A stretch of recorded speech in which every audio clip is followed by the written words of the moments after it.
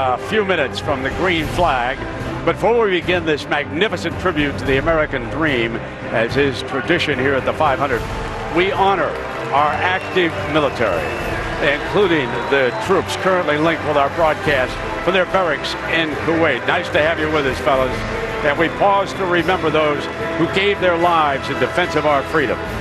We focus today on a story that contains a lesson for us all, for this Memorial Day and every day.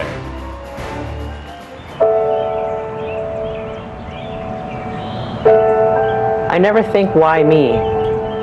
He never did. He wanted to be put in harm's way to protect our freedom. This place is sad, but also peaceful, a place of honor. I'm here to pay respects to my son, an Army Ranger who made the ultimate sacrifice in Afghanistan almost 3 years ago. He was 21 years old. I raised him alone. His name is Benjamin. I just miss his company every day, every day. He was proud of his uniform, proud of his service, proud of his country. And I'm proud of him and all the fallen heroes we remember this Memorial Day.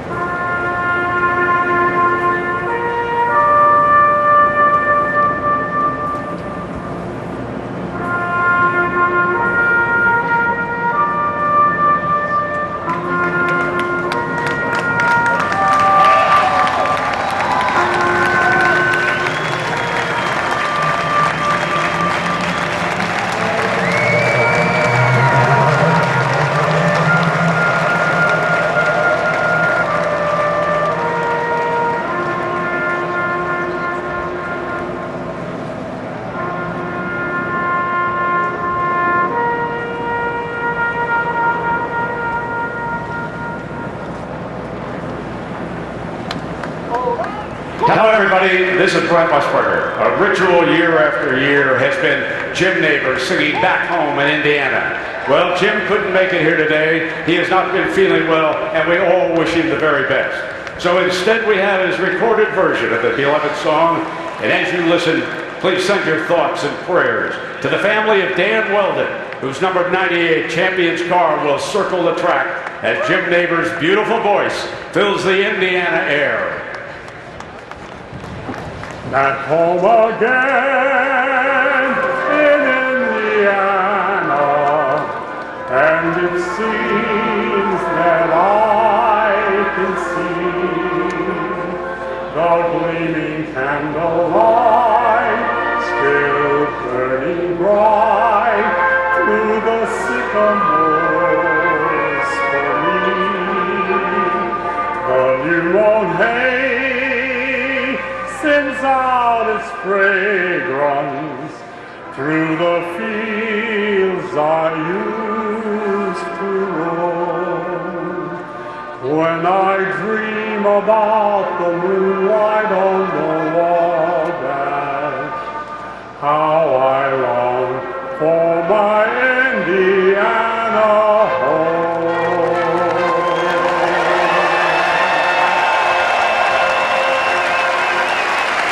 Oh yes, the tradition continues at the Indianapolis Motor Speedway. He's watching at home in Hawaii. Give it up for Jim Neighbors. And now, to say the most famous words in sports, the chairperson of the Indianapolis Motor Speedway, Mary Holman George.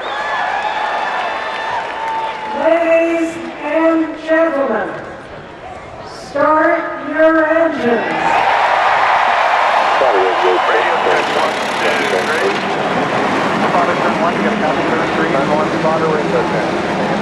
Copy that, Lee. Loud and clear. Now bound to Mount Wilmot. Radio check. Trevor. Fantastic race.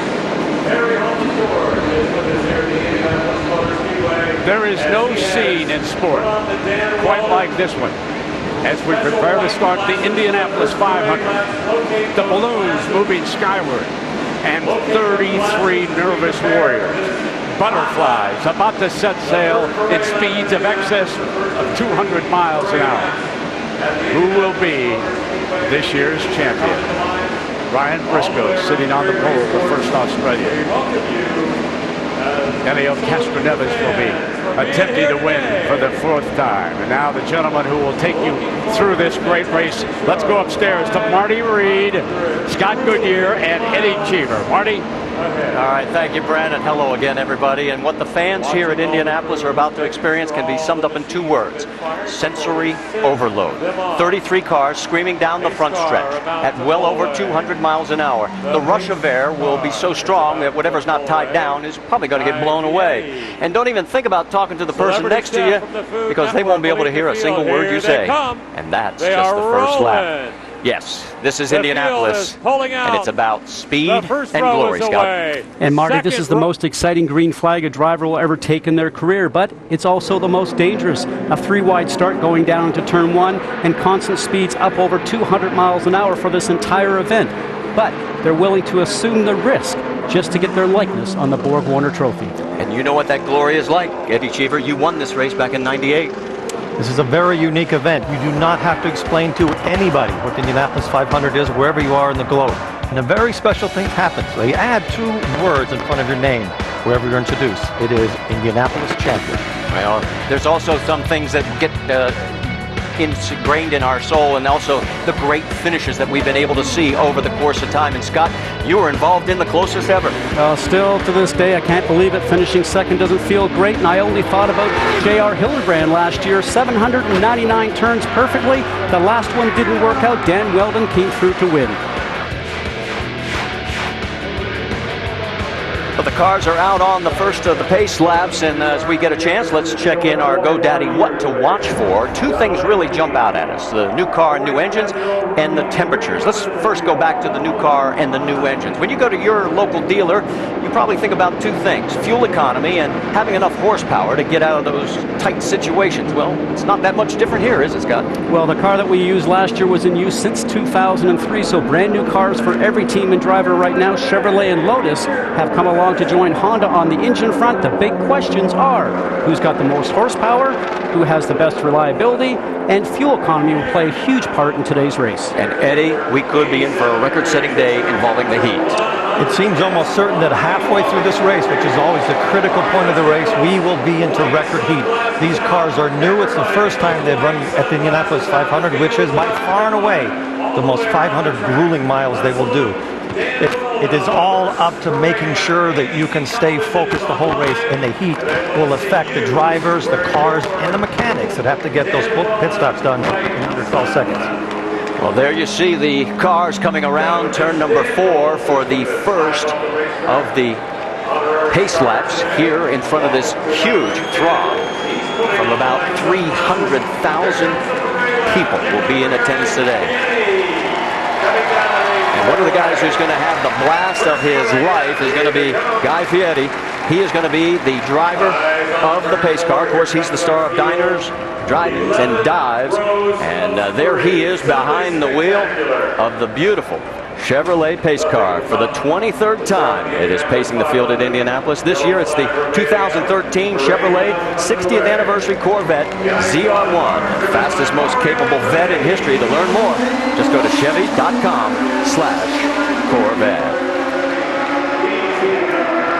Well, Fieri has the drive of a lifetime. How about the guy who's got the ride of a lifetime? That's Thomas Patton from Salina, Ohio. He was the winner for this race, and you want to get that ride? Well, all you have to do is visit shophonda.com and enter to start an Izod IndyCar race in a two-seater with maybe the man who's driving it today, Mario Andretti. Official rules at shophonda.com. It ends September 2nd, 2012. No purchase is necessary.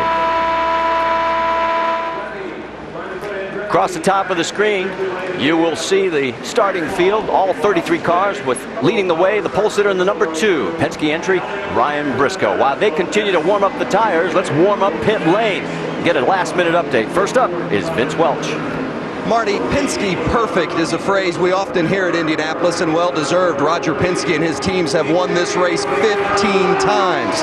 Penske driver Will Power hopes for some perfection today, but his team over the past couple of years has had issues in the pits, costing them a chance at victory.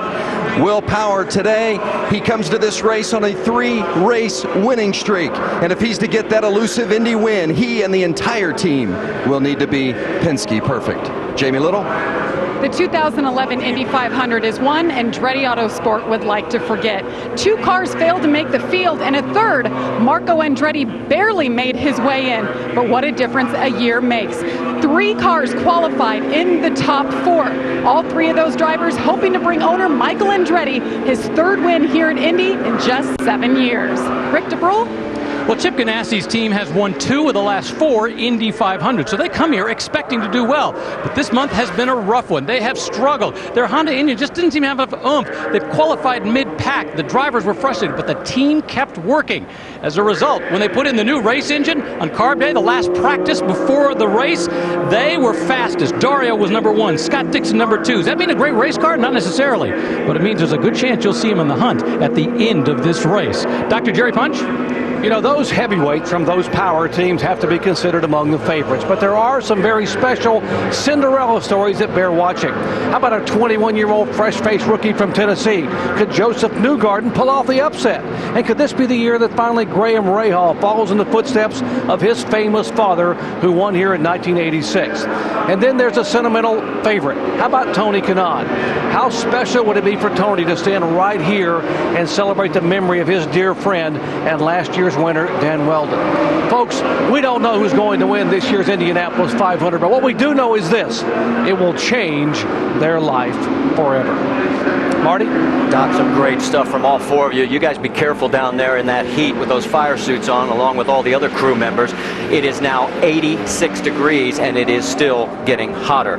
This broadcast is available in Spanish. All you have to do is activate your SAP button. It is presented by ESPN Deportes. As we continue on the pace laps, we have a total of 12 onboard cameras, and let's show you Charlie Kimball's view. He's going to be starting in the 14th position.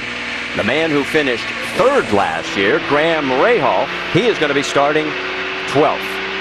And of course, you already heard from Jamie Little about Ryan Hunter-Reay. Went from 0 to hero in 1 year and didn't qualify. Now he's on the outside of the front row. Marco Andretti has said from the beginning of this month that he has a car that's capable of winning the race. This might just be the year. Will Power has dominated the season up to here, but he has yet to have one really good 500. And Tony Kanaan, he led here in his first 7 starts, but he's never won here. And this year he brings along his childhood friend, Rubens Barrichello, who raced 19 years in Formula One. He hopes to have an opportunity to finish well here today. J.R. Hildebrand, you remember we saw him last year hit the turn 4 wall. He's looking for redemption in the National Guard car. And we're going to make a little history of our own here today. Notice that you have a view of Dario Franchitti both as he's driving the car and out the front. We've never been able to bring this to you before. We have one located in Dario's car and also James Hinchcliffe. Now, James will also serve as our in-race reporter. We may get a chance to talk to him during one of the caution periods later in the race. Elio Castroneves, a 3-time winner here, looking for his 4th, has a great shot today. And his Team Penske teammate Ryan Briscoe on the pole also has a great shot here today. Remember, 500 miles for this race. Let's quickly check our GoDaddy.com rules of racing, Scott. Well, this year the rules of racing changed just a little bit since last year. The pace car now will pace the field all the way through turn 4 and then go into pit lane for not only the start but also the restart. Previous years the car has ducked in just at the end of the pace lap and let the drivers pace that field. That is changing. Also something new this year, you can pass at any time that you get the green flag, both in the start, Marty, and the restart. It looks so beautiful. 11 rows of 3, and when you come here year after year, you realize that this track actually talks to you. It shares its memories, but never its secrets. As they come down the front straightaway, ladies and gentlemen, there is the pace car getting ready to pull off. Welcome to the greatest spectacle in racing. Pace car pulls off, the crowd coming to their feet, and down the front straightaway. Oh, what a beautiful sight. The Indianapolis 500 is green.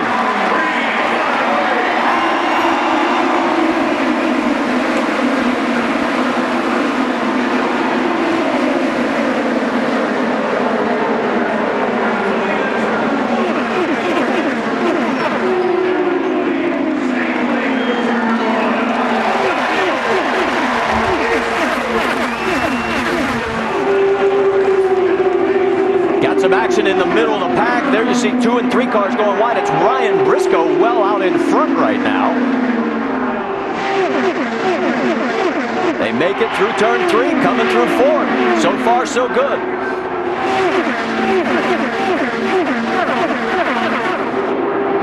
James Hinchcliffe wants to lead the first lap, and it looks like he has done it. So, leader officially at the end of lap number 1, James Hinchcliffe. We're still at that part of the race where nobody has settled down. They're still trying to get their rhythm. Everybody's changing position, and they're trying to figure out what this track is like.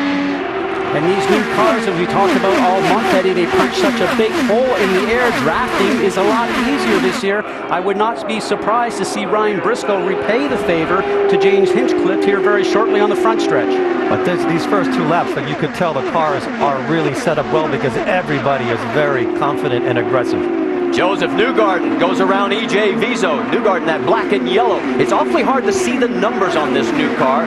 As we go for the battle for the lead again, we may have another lead change. Briscoe officially leads lap 2. This is exactly what they told us is going to happen. These lead cars punch a very big hole in the air, and it's very hard to hold the lead. And if you're behind, you can make a run on the car, as we've seen twice in the first 4 laps. 2 laps, 2 lead changes. There is Marco Andretti. He now running in the 3rd position. Ryan Hunter-Reay in the 4th spot. On board with Marco. Let's ride along.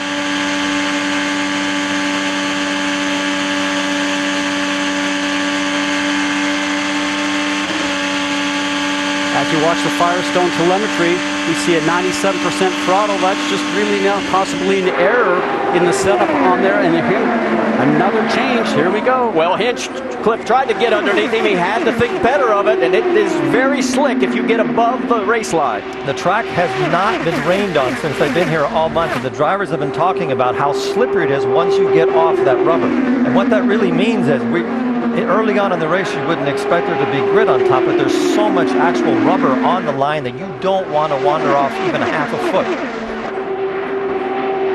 That's the concentration level we always talk about at this racetrack. Eddie, you and I both know it, but it's especially hard here this year because of the high heat. Down the front straightaway again. The top 4, separated by no more than a car length and a half between each position. And that first group of cars, about the first 10, are trying to separate from the middle group. It is Briscoe, followed by Hinchcliffe, then Andretti, Ryan Hunter-Reay. Tony Kanaan has now moved into the 5th spot. Then it's Elio Castroneves, Joseph Newgarden, Will Power, Alex Tagliani, and Graham Rahal. That is your top 10 right now.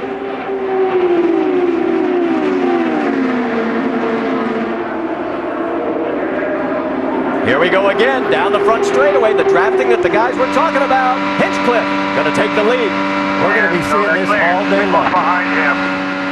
And what I love about this, guys, as I look out from our broadcast window, nobody has sat down in their seats since the green flag. I haven't sat down. all of a sudden, Hinchcliffe, look at the gap he has opened up, and now the battle is for third. The two Andretti Autosport teammates, that is Ryan Hunter-Reay in the yellow and white car going down low underneath. Marco Andretti, and he takes the spot. Very difficult as a race driver to sit behind a car in front, but Eddie, you and I talked this month that maybe that might be the best thing to do to try and conserve fuel. Remember, new cars, new engines, a lot is being learned here by the driver driving as we see another draft going on again. Ryan Briscoe returning the favor and makes a nice pass underneath the green machine, as we like to call it, the GoDaddy car, James Hinchcliffe. You know what they're doing that is very bright is that they are actually helping each other because they're not trying to put any obstruction in, and they're actually gaining on the group. Down the backstretch, it's Hinchcliffe trying to reel back in. Ryan Briscoe a little bit deeper in that 10th spot is Graham Rahal as we go on board momentarily with Ryan Hunter-Reay. Let's get more on what's going on with Graham Rahal from Vince Welch.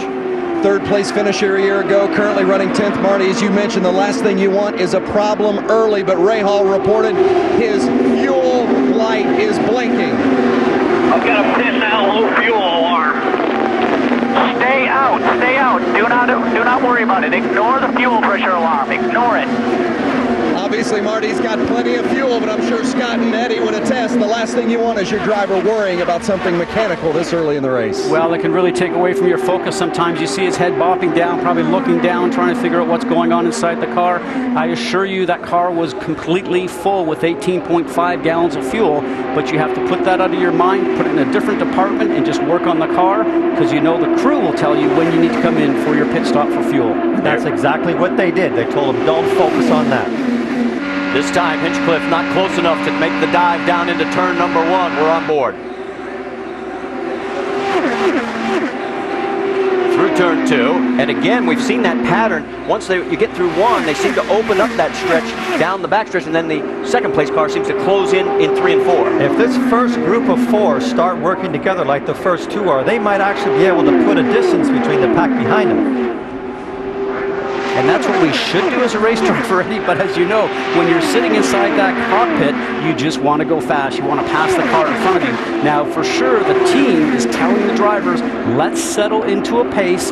Let's understand what our fuel mileage is going to be with this new 2.2-liter engine. Well, as these guys continue to duke it out, it has been Ryan Briscoe and James Hinchcliffe giving us one heck of a show. Hinchcliffe is right now in second, but by the time you come back, as we go side by side, he could be in first.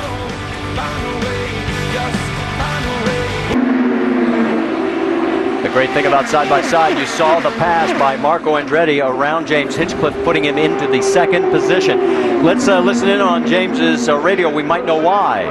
Yeah, just sitting behind him and breathing a little bit. You're getting really good fuel mileage, so just keep doing this. So he's talking about fuel mileage already. Oh, we got a yellow. As the 69 car, or the 39 car, I should say, that's Brian Clausen. He has spun at the line. And we have our first yellow at the day here on lap 14. Nah, started. I just need to start. I didn't hit anything. 10-4, we'll set up the pit lane here. We got tires set out. We'll get it started. Didn't hit me. Great save, great save. He's got a flat left front. You can see the hole right there where he flat spotted the tire. And Brian's such a great driver with all his experience that he has, as we're going to watch a replay here. Down low, looks like he might have got in just a little bit early and a little bit low on the white line, Eddie, and the car came around, and I cannot believe he did not hit the wall. This reminds me of 1985, the spin in the very same spot. That's where Danny Sullivan spun right in front of Mario Andretti. All right, as we get ready for pit stop action here on lap 15, we can tell you the two Lotus cars, they've been struggling with getting enough speed. They did not meet the 105% minimum. Both Jean Alesi and Simona Di Silvestro have been black flagged and brought in. Now they can try and do something to get back out and get above that limit, but it looks like Alesi is already climbing out. I don't think he wants to get back into it either. It's been a very long month for Alesi and Lotus, and they're just not quite there. But Eddie, we spoke to him yesterday, and he said he loves this race. He wants to come back next year, maybe in a more competitive car, and maybe Lotus turns around and improves their engine. So now we'll find out who wants to stop and take fuel, maybe change tires, work on the adjustments, as we'll be coming up on the completion of lap number 15.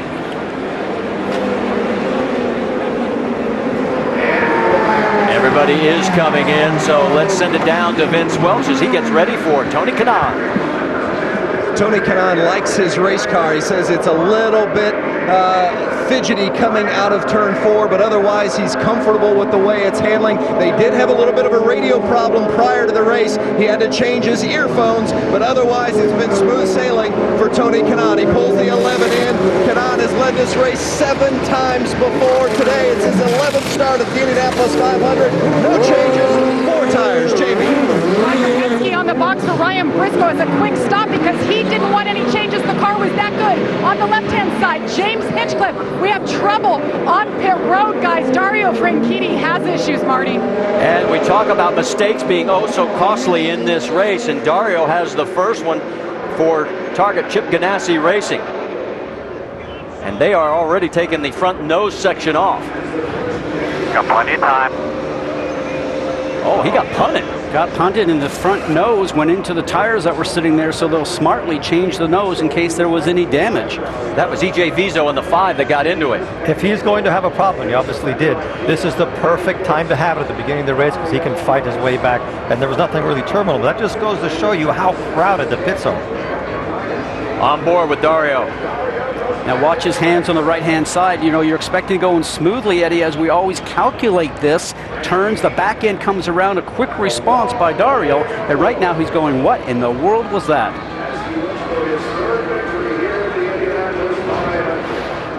And we hear that Newgarden has stalled in the pits. Jamie? He was stalled there for an extended period of time. They're trying to figure out what exactly went wrong. He just got it fired. He is down and away. Remember, this is a rookie making his first start here, but a lot of pressure on his shoulders. He has a fast race car underneath him, but he has some time to make up now, Marty.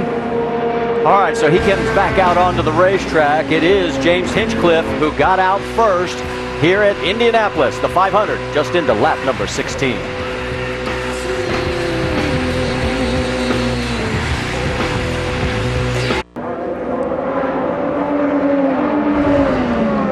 Here we are at the Indianapolis 500, our telecast presented by GoDaddy.com. After 17 laps, there is Dario Franchitti. He is right now shown in 29th position, and here's the reason why. So what a clear start. Okay, it happened early. We got plenty of time to recover.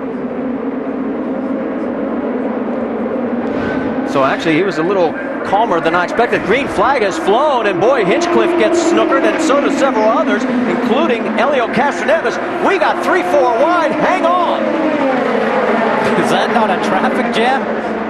Oh, you don't want to be up in that grade, but they managed to hang on. What a exciting restart. Remember, first restart with these new cars, first race this year with these new cars on an oval, and they were doing to a single file restart up in turn 4, but by the time they got to the start-finish line, boy, it was like 6 abreast, Eddie. There was no more room. That was Will Power you saw back there. Here we go side by side. The J.R. Hildebrand in the number 4 car as another car peels off heading for pit lane. That's Newgarden in the very back of the field. That's a very late pass. Very, very late pass. Whoa. And you don't want to be touching that white line. That was Sebastian Saavedra. He had a pit speed violation, so he has to do a pass-through as he makes his way down the long pit lane. Meanwhile, out on the track, the lead right now is held by the 26 of Marco Andretti. And Marty, when you talk about pit speed violation, you're supposed to be 60 miles an hour on the pit entrance all the way through to the exit. Obviously, he was above that number. Fastest car on the last lap was Ryan Briscoe. This time by, it looks like it's going to be Elio Castroneves, who is running back in the 7th position. You're on board with Briscoe. That's Scott Dixon. You can tell the two targeted cars apart. Look for the white trim on the side pods and the mirrors for Dixon's car. That'll help you identify those two. Now for Marco Andretti, who is leading, he needs to settle into a pace and see if he can turn the fuel trim knob that's on his steering wheel back just a little bit, Eddie, to try to start to save fuel. I don't think that's possible in your league. I think what you have right now is a poker game that's almost being run from the pits, and they're trying to accumulate as much money as they can. It's like saving money. It's a few dollars here, a few dollars there, that towards the end of the race might make the difference of one lap. Oh, and a nice slice job exactly for that situation with Ryan Briscoe. Good draft down the front stretch and sliding underneath Marco Andretti in turn 1. And another lead change here at Indianapolis, as Marco Andretti is now under attack from his teammate James Hinchcliffe. For Marco, when he did get in the lead, 7th Indianapolis 500 he's been in, 5th time he's led the race. Now he's got to reel in Ryan Briscoe. Now you have to remember that 2 cars working together will always be faster around here than 1. So the leading car is almost a sitting duck, Scott. And you know, when I was mentioning about fuel trim, you know, I bet if you turn the fuel trim back, because you're trying to push so much air with these cars, you slow the car down. Maybe you don't have that chance to be able to run in front like we did last year and sort of try and save fuel. Well, guys, not to get too technical, but the Chevrolets, we heard, may not be able to trim as much fuel as possible because of the sheer heat that's being generated by the day-to-day in those engines. We'll keep tabs on that. As far as Marco Andretti is concerned, right now he came into this race very confident, more than he has ever been. We talked to him. I expect to win. I mean, that's what I'm showing up to do. And I truly believe, I mean, if this car replicates the last time I drove it on Sunday, I'm going to be the one to beat. And there goes Marco just as he finishes up, going right around Ryan Briscoe. This is going to be a fun day at Indianapolis. And as that pass was completed from our place right here in the broadcast booth, you can hear the roar of the crowd when the Andretti takes lead. We have had 9 lead changes between 3 different leaders. And you can see the top 6 are still all well within contact. But nobody has managed to go away. Oriol Servia looks like he has a flat tire. He has to come in. Rick, what do you have? Indeed, that is exactly what happened. He was concerned because it was getting very, very loose. He said he thought he had a tire going down. They said, come in and change it. Let's be safe. Well, that's a tough break for Servia, but it does happen early in the race. Gives him time to fight his way back. Working lap number 25 as they head around turn 2. Whoa, Hinchcliffe got high there in the 3rd car in your picture. You don't get away with that very often. That's just turning in late to the turn, or possibly the car's not working as well as it did for him. Maybe a little understeer. The front doesn't give you the grip that you want when you turn the wheel, or he missed his turn-in point, but you won't make that mistake and get away with it very often, Eddie. And if you do, your heart rate's probably up around the 200 zone. All right, while this continues, want to go back and show you the restart. As you'll get a chance on the single file. It didn't look much single about it, as look at this, 5 wide at one point. Oh. Let's go on board with Ryan Hunter-Reay.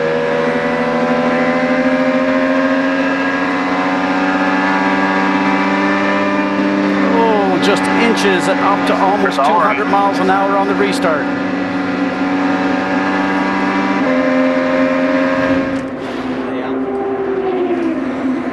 All right, there. So now you see Marco Andretti still in front of Ryan Briscoe.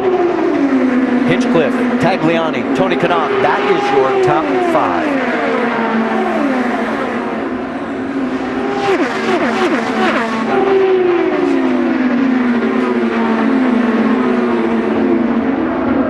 This is lap 26. Everybody in the stands was given those glasses in memory of Dan Weldon, and a lot of those folks, they have them on.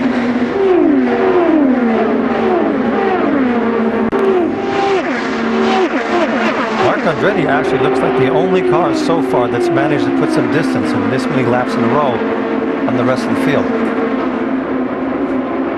They'll do the tribute again, and there is the 98. That's Brian Herta's team, who Dan drove for last year. That's Alex Tagliani, and he is closing on Ryan Briscoe. And they will do the tribute one more time at lap 98. Those were the 2 car numbers that Dan had, 26 and 98, when he won his 2 Indianapolis 500. Stay with us. We'll be back with you after a word from your ABC stations.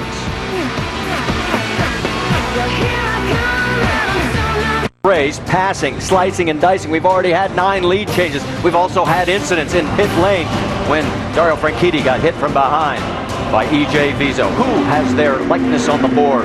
We're still a long way from determining that. Right now it is Marco Andretti out in front of his teammate James Hinchcliffe, followed in third by Ryan Briscoe. Let's check in with Dr. Jerry Punch. And Marty, we documented that the Lotus engine, in spite of all the efforts, wasn't quite up to speed. And John and Lacey, they called you in and asked you to pull in. Given your glorious Formula One career, how tough is it for you, your first time in Indy, to have to end this early? You know, I give my heart, I give my passion to be here. It was a lot of effort at home to train to be back physically. I found fantastic people around me. They helped me very much to be into the speed of this racetrack. We are suffering with the engine performance, so the regulation, we have to stick with it, and we've been stopped. John and Lacey out of it, but he did say, Marty, he will be back next year. And that would be a pleasant, wonderful surprise to have him back again. A great Formula One driver. We have a word from IndyCar officials. There will be no action taken on E.J. Vizo for that incident with the 50 car. They considered it a racing incident. Let's go back and reset the top 5 here. It is Marco Andretti, James Hinchcliffe, Ryan Briscoe, Alex Tagliani, and Tony Kanaan. That is your top 5. There is TK. He's a bit superstitious. It's his 11th Indy 500. It's the car number. It's his lucky number, and he says maybe today Indianapolis will smile on me. On board with his car. Sitting here watching these first laps, I'm trying to put myself in the position, Scott, of a driver, trying to think, what have I learned here that will really help me at the end of the race? Right now, I don't think I'd want to be leading going to the last 3 laps, because it seems that nobody can actually get away. All right, while all this action continues, let's check in with Rick DeBrule. Well, and right now, Takuma Sato's on the move. Bobby Rahal just told him he's the fastest guy on the track. But more importantly, he gave him some advice on passing. Let's listen to what he had to say. Hey, Taku, we don't need, let's be a little more conservative on those passes. We pulled it off, but let's be a little bit better thinker there. And that's what Takuma Sato is saying that Bobby Rahal has been so good at this month, giving him a little bit of advice, taking him in the right direction, and right there, just maybe taking him down a notch. You got plenty of time in this race. Don't rush it. You know, it's very interesting because in speaking with a lot of drivers and even talking with Bobby Rahal the other night, talking about this, these cars are more difficult to pass in than probably previous cars because of the smaller displacement. We are now running turbocharged engines instead of normally aspirated engines. So if you lift your foot off the throttle and you put it back on, it's a bit slower response and it's difficult, and you have to time the pass correctly. The passing setup starts in turns 1 and 2, for instance, if you're going to complete it down here in 3 and 4. Race leader Marco Andretti has now had the longest stint up front between the 3 leaders. He has now led a total of 15 laps, but 13 consecutive. That's how fast the passes were coming early in the race. Take a look at the 14, the A.J. Foyt entry of Mike Conway. Remember 2 years ago, that late race crash had put him up into the fence? Well, here he is, the best mover on the racetrack. He has picked up 18 spots, and he now finds himself in 11th, all the way from 30th. Right behind Helio Castroneves, who has won it 3 times. So he's probably sitting back here figuring out how they're running their race, and he's accumulating as much experience as he can. But he has A.J. Foyt in his corner, and that makes a big difference at a place like this. Whenever I drove for him here, he always had something special. Well, Conway doing a fine job right now, and he has got the Honda power. Castroneves in the Chevy right in front of him. There is your top 5, and there is the legend, the 4-time winner, A.J. Foyt. We're side by side.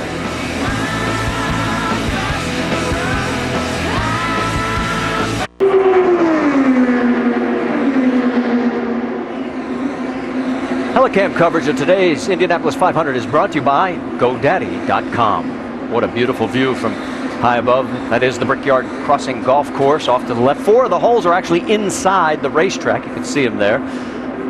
Let's check in on our race leader. It is Marco Andretti. He now has about a 3-second lead over James Hinchcliffe, his teammate. And then it's Briscoe, Tagliani, and Kanaan. Remember back in 2006, a 19-year-old rookie thought he was going to win the Indianapolis 500, but at the last minute, Sam Hornish pulls out and nips him at the line. Second closest finish ever in 500 history. An unbelievable run, but right now, Marco in front of this race today as we're working lap 43 of 200. If you look at his lines, he's not even using all the racetrack. He's very, very comfortable and obviously making the right fuel numbers, Scott, but he's not even close to the wall in any of the exits to corners. The car is very comfortable for him. We saw him just a few laps ago actually taking his left hand off the steering wheel just to relax the grip, because as you're in the cockpit here for so long, holding that steering wheel is very difficult. You want to make sure that you're relaxed and conserve energy as much as possible. About 3 more. 3 more laps until a possible green flag pit stop. This is when the driver's psyche starts to set in, start to think about what you're going to do when you come into pit lane, and make sure you hit your marks and get a good stop. That would be on lap 45. Marco pitted on lap 15, so they are getting what their target was, 30 laps. But now James Hinchcliffe is coming in a little bit earlier, so he's got a long way to go to get down to Jamie Little. Yes, he does. The number 1 pit box is his. He said the car just needs a little bit of help. They dropped the air pressure on the rear tires only. They'll fill it up with Sunoco fuel. Talking to their driver, 8.3, good stop for James Hinchcliffe. You heard a little hesitation on the exit here, on the exit for James Hinchcliffe. This year, guys, the clutch on the car is no longer down by, and you don't use your foot. It's on the steering wheel, so it's a hand clutch. And when they first started this racing series back in St. Petersburg, a lot of people had difficulty with that. They're getting used to it now, but as you know, Eddie, very difficult from what we're used to. And they have to do maybe 10 of them. So if you have an issue with the clutch and you burn it after your 3rd or 4th start, you don't have a clutch. And if you don't have a clutch, you are done. Will Marco Andretti peel off this time and head for pit lane? Yes, he does. So right on cue, on lap 45, he brings it in. And Marco gets down to the 60-mile-an-hour speed limit. That means Ryan Briscoe will assume the race lead. Again, he's going to head all the way down to Jamie Little.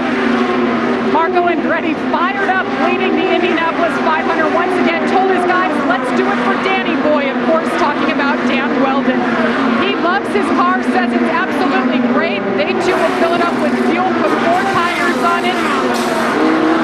And down and away, no changes for Marco Andretti. Meanwhile, Ryan Briscoe, who started on the pole, you see his teammate Will Power was just ahead of him. No changes expected right now. He too is down and away. Ryan Briscoe, 10.7, a little bit longer than we've seen so far today. Will Power comes out of pit lane. There is Ryan Hunter-Reay still getting his service. We can tell you Alex Tagliani has assumed the race lead. He stayed out so far and is continuing on the racetrack. That is Ryan Hunter-Reay back out as well. When you mentioned Alex Tagliani, he was the pole sitter last year. There is Mike Conway. Doc. And what a ride thus far for this young man from Britain, coming all the way from 29th starting spot. A little bit of understeer on exit. 4 tires, minor air pressure. He's away. Jamie Elio. And Elio Castroneves is in. His car has been pretty good today. He too very confident, just like Marco Andretti all month long. He thinks this is going to be his chance. Wait, having a problem on the right rear. You saw him waving his hand, saying, wait guys, wait. Twice the normal time of a stop with 4 tires and fuel, Marty. And if you remember in last year's race, Elio Castroneves lost a tire late in the event, and also Will Power had tire troubles as Takuma Sato is in. Rick? Takuma Sato brings it in. They made a slight wing adjustment. He was complaining it's a little bit loose. They put the Sunoco fuel in. Quick, clean stop, and he's out. The 38 of Graham Rahal, he reported early that the fuel light was malfunctioning, but no issues since and no changes on that stop. Scott Dixon has rotated into the race lead, as there you see Alex Tagliani in the 98 side by side as we go on board with Graham Rahal. Rahal gives him this position. They're going back out. Now Dixon has peeled off. So has Dario Franchitti. So they are now coming down, working on lap 49. Vince. Scott Dixon, your 2008 winner. They were thrilled with the way their car handled in the final practice. Very optimistic today. Got good fuel mileage on the first stint. It's been a clean stop so far.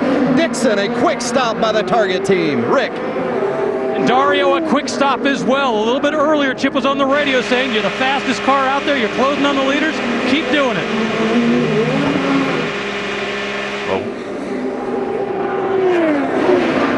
Joseph Newgarden stalled on the last stop. It was an electrical issue. They were trying to figure out what happened. He got stuck between gears, and you see the team. And it's stalling again. He's stuck. He cannot get it in gear. He got it going. Once he's out on the track, though, he's okay. Charlie Kimball inherited the race lead, but now he is coming down pit road. Vince? Charlie Kimball racing with type 1 diabetes. This is his second time at Indianapolis. A year ago, he said he was like a scrubby kid, but this year he knows what to expect. They expect more from him. It's been good so far. A little free off turn 4 for Kimball. They're making an air pressure change, and they'll push him off at 10 seconds. All right, so it looks like we have cycled through, and guess who's back out in front here at Indianapolis? It is Marco Andretti as he retakes the lead. That is Catherine Legg in the 6, right in front of him. And Catherine is running in the 28th position and is now 2 laps down. And she is a rookie here. You saw the bright yellow on the back of her car along the suspension pieces when Marco was completing the pass. That's so the drivers know that it's a rookie driving the car up in front. We're 1/4 of the way through this race. We've had 6 different leaders and 12 lead changes. And Helio Castroneves finds himself having to fight his way back after problems on pit lane. Here's what happened. Very uncharacteristic of Penske. The rear tire did not go on, and they almost left like they did last year. He was very lucky to actually watch him lift his hands up and say, no, I'm not ready. Hold. Then he went. It ends up, Helio comes back out onto the racetrack in the 12th position. And there was a little bit of fire on the right-hand side also, which they managed to put out with water. Clear out, clear out, clear out. So we're going to go side by side. There's Helio back out on the track. We told you he's in 12th. They're all chasing that man, Marco Andretti.